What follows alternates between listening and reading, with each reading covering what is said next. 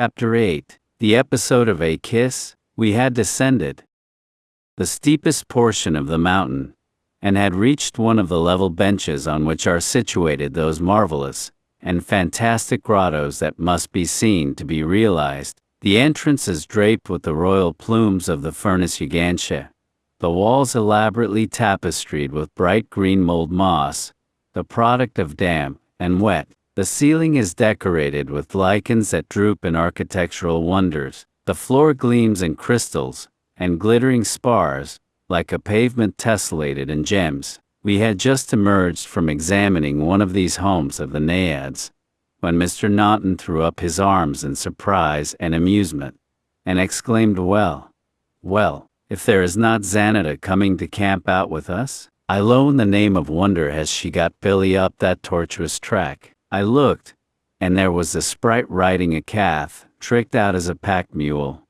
with a milk pail on one side and her father's hunting bag on the other. She was quieting and driving him by dint of kicks with her little feet, and thumps with a broken broom administered at the 4 points of the compass upon the wayward calf, and was actually at the moment piloting him under an immense boulder which overhung the trail, leaving scarce 2 feet of path above a fearful precipice, at the bottom of which the Merced roared in one of its deliriums of fury. Good heavens! I screamed, she will be killed. No, resumed her father composedly. A child that can guide a calf up such a trail as this will never meet her death among the mountains. Where are you going, Xanada? He called out. Coming to camp out with the lady. Oh, don't go back yet. I have brought you bacon and potatoes, and she produced from the milk pail a very dirty ham bone, rescued from the dogs, no doubt, and a living root of potatoes, with soil and fruit clinging to it fresh pulled from the earth. She was greatly disappointed to have her calf turned hack again, though Billy seemed to relish the descent mightily, switched his tail, and trotted on briskly. As we traversed the park-like meadows, studded with massive oaks, and Mr. Naughton was expatiating upon their girth and height as compared with trees in other portions of the continent, these present averaging 10 feet in diameter, a sudden light broke over his face, brighter, I thought, than the circumference of a tree could animate, and following the direction of his eyes, I perceived the gliding figure which had power to call it forth. My Placida, said Mr. Naughton, in the most mellifluous tone of his voice, indicating his wife to me. She has walked out to meet us. When we approached, Mrs. Naughton murmured something about having come to look for Xanada, but her husband sprang from his horse and kissed her, and the sweet upturned face told me precisely, and without any circumlocution, what she had come for. She had come for that kiss. Walked 3 miles to have it thus much sooner. She must have longed for it and wanted it, from the pink glow of happiness which radiated her whole countenance. If ever I should be tempted to envy a woman anything, it would be such a meeting as this. If ever I coveted anything, it would be such a destiny as this. They had only been separated 12 hours, and yet the time had been all too long, and that she had hastened to shorten it was an evidence of that perfect union of soul which makes corporal absence so unendurable, that wonderful unity of 2 in 1 called wedlock. I thought that here was fully realized the beautiful German appellation of Meinmal, that seems to complete the full measure of everything, not merely the endowing with worldly goods and body worship, which the marriage ceremony enjoins, but Meinman comprehends all his soul, his manhood.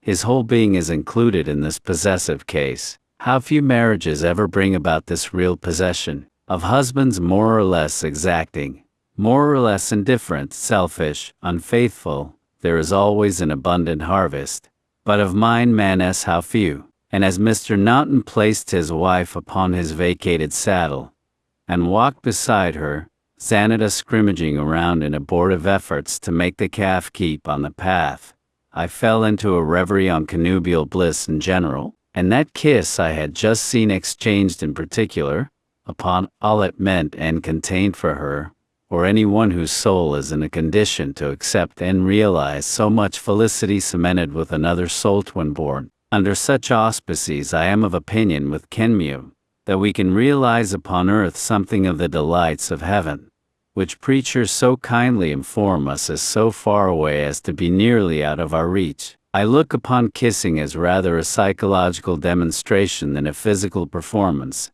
for creatures without souls do not kiss, and the lower grades of humanity, said to possess soul in a minor degree, but rarely, and it is a mere rubbing of noses together like horses. Kissing is a specialty of the human race, and has been held as sacred from time immemorial. The blackest crime on record was rendered more heinous by the treachery being ushered in with a kiss, and the tenderest devotion and most sublime self-sacrifice is tendered with a kiss. It is one of the grand dividing lines between the animal and man, and the higher a man's nature becomes, the more spiritualized and refined, the more perfect is the beatitude of the divine essence of his kiss. Then, if in the land for which we wait we are to enjoy what we like best, surely it would be more delightful to perpetually kiss than continually sing.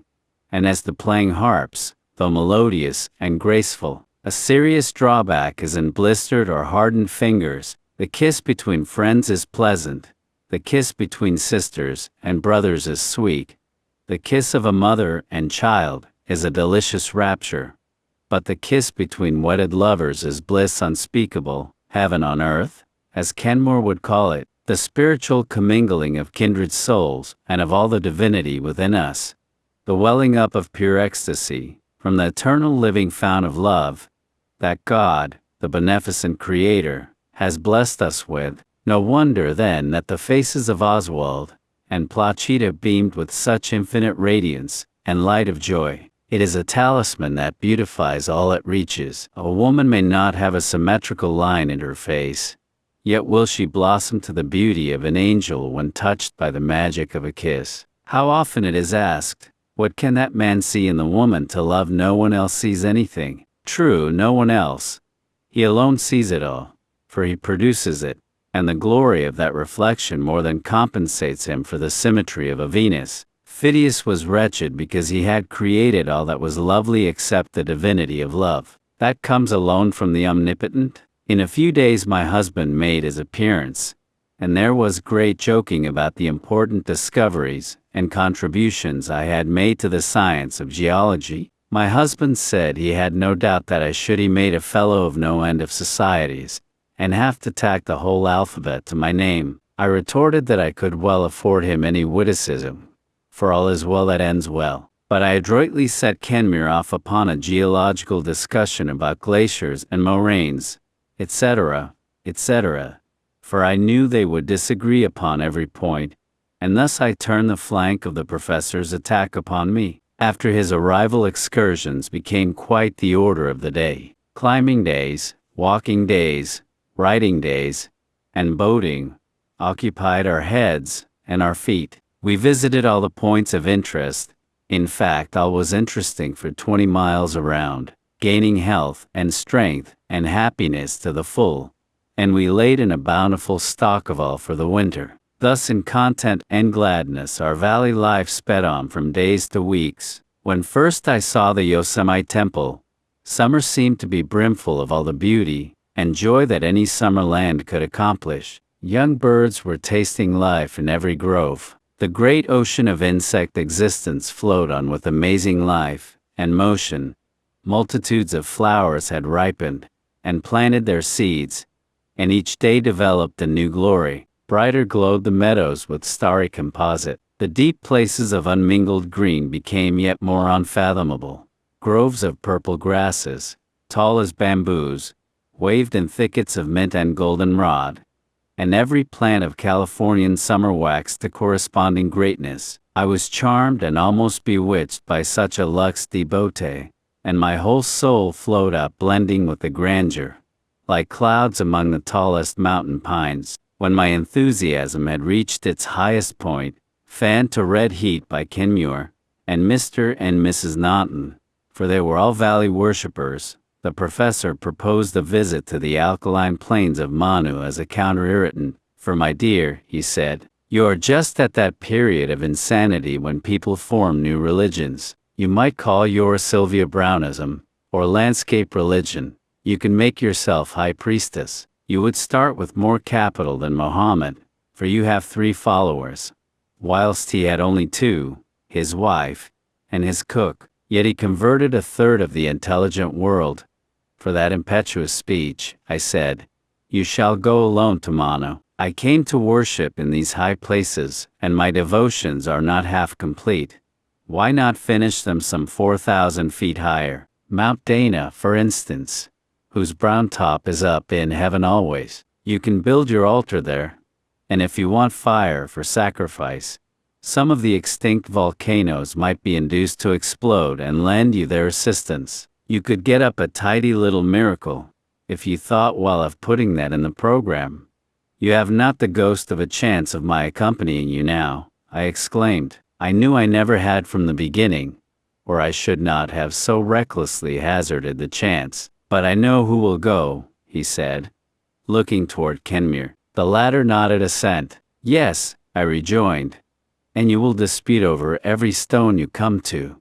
How it came there, what it was doing there, its component parts, and if it would not have been better had it not come there. I think, as there are 1,000,000 tons of stones, you will get on remarkably well together. For, although the best of friends, they were the bitterest opponents that ever came together. But after a lapse of 10 days' wanderings they returned, their entente cordiale being in no way destroyed, and shortly after we quitted the Happy Valley,